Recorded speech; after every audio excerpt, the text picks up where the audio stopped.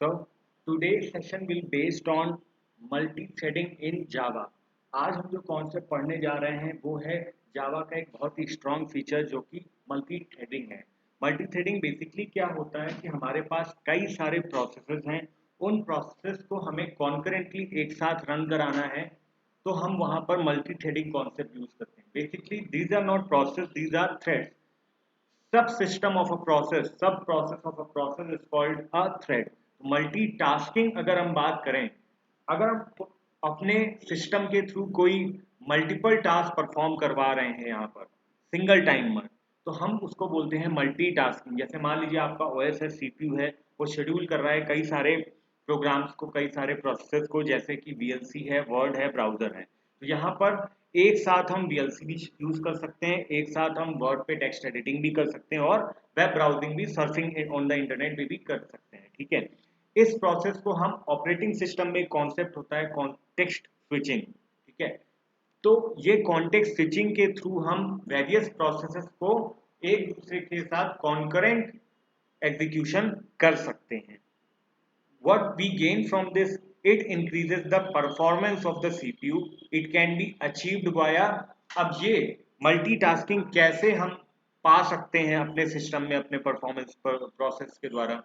Process based multitask, that is called multi processing, and thread based multitask, that is thread multi threading. Okay, तो हमारे पास यहाँ पर process based multitask है और थ्रेड बेस्ड मल्टीटास्क है, जिसको कि हम मल्टी प्रोसेसिंग और मल्टी थ्रेडिंग कहते हैं। मल्टी प्रोसेसिंग क्या होता है? When one system is connected to the multiple processors, जैसे वीएलसी है, वर्ड है, ब्राउजर है, ये सीपीयू 1, सीपीयू 2, सीपीयू 3 के थ्रू कनेक्टेड है, तो यहाँ पर मल्टी प्रोसेसिंग होगी। It is suitable for the system OS level. Multi thread executing multiple small processes threads at single task, that is known as multi threading. जैसे VLC है, तो VLC मान लीजिए वहां पर हमारा video, music, timer and progress bar, ये सारी चीजें एक साथ रन करती हैं, तो हम कहते हैं कि वीएलसी के अंदर कई सारे प्रोसेस हैं, ये सारे प्रोसेस एक साथ हमें रन कराने हैं। तो इस मल्टी थ्रेडिंग का यूज हम software, games, animation, multiple ways के थ्रू कर सकते हैं।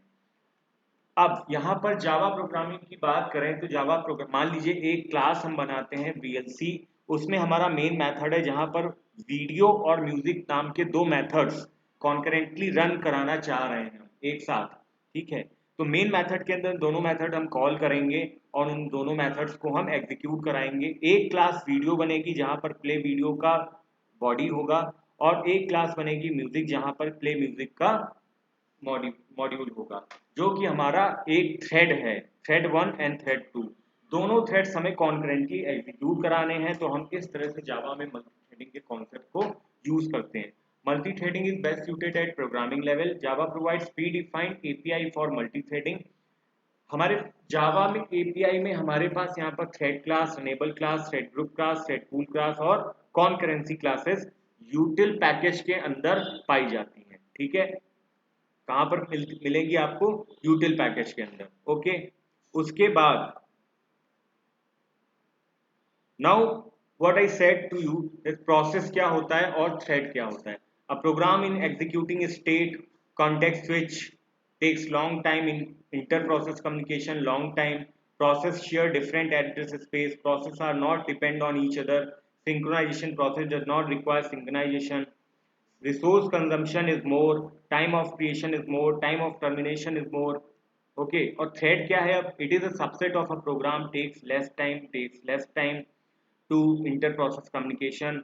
Thread share same address space, thread depends on each other, thread requires synchronization, and resource consumption is less. Okay, time of creation is less, time of termination is less. तो thread basically हमारा यहाँ पर process की तुलना में ज़्यादा secure है, ज़्यादा best suited है for programming approach. Now what we want to do, how to create threads in Java. यहाँ पर हमारे पास दो तरीके हैं जिनमें हम थ्रेड को क्रिएट कर सकते हैं।